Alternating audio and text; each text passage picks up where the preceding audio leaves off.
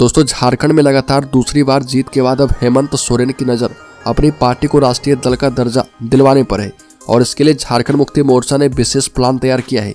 बिहार से इस प्लान को अमली जामा पहनाने की कवायद शुरू होगी। बिहार में इस साल के अंत में 243 सीटों पर विधानसभा के चुनाव होने हैं और झारखंड मुक्ति मोर्चा से जुड़े सूत्रों का कहना है कि झारखंड में जीत के बाद अब हेमंत सोरेन की कोशिश आदिवासी बहुल राज्य में पैठ बढ़ाने की है, जिससे झारखंड मुक्ति मोर्चा को आसानी से राष्ट्रीय पार्टी का दर्जा मिल जाए।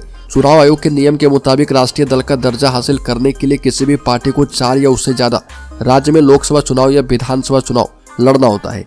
इसके अलावा पार्टी को सीटों और वोटों के इन 4 पैमानों में पूरा करना होता है और इसमें इन चुनाव में उस पार्टी को कम से कम 6% वोट हासिल करना होता है, या तो उस पार्टी के कम से कम 4 उम्मीदवार किसी राज्य या फिर राज्यों से सांसद चुने जाएं।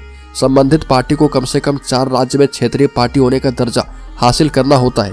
साथ ही लोकसभा की कुल सीटों में से कम 2% सीटों पर 3 राज्यों में जीत भी दर्ज करना होता है।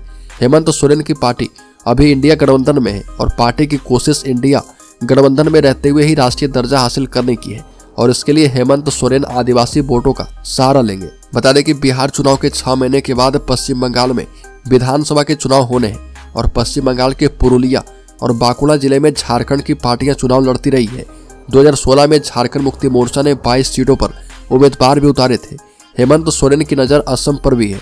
असम के मुख्यमंत्री हेमंत बिस्वा शर्मा हालिया झारखंड के चुनाव में बीजेपी के सह प्रभारी रह चुके हैं और अब हेमंत सोरेन की कोशिश है कि हेमंत बिस्वा शर्मा की विजयी रथ को रोक दे। हेमंत सोरेन असम के टी ट्राइब के मुद्दे को जोर शोर से उठा सकते हैं और इस तरह राष्ट्रीय पार्टी बनने का मौका झारखंड मुक्ति मोर्चा को मिलेगा। तो दोस्तों, इस खबर में इतना ही। झारखंड से संबंधित हर एक न्यूज को पाते रहने के लिए सब्सक्राइब करें और बेल आइकॉन जरूर दबा दें।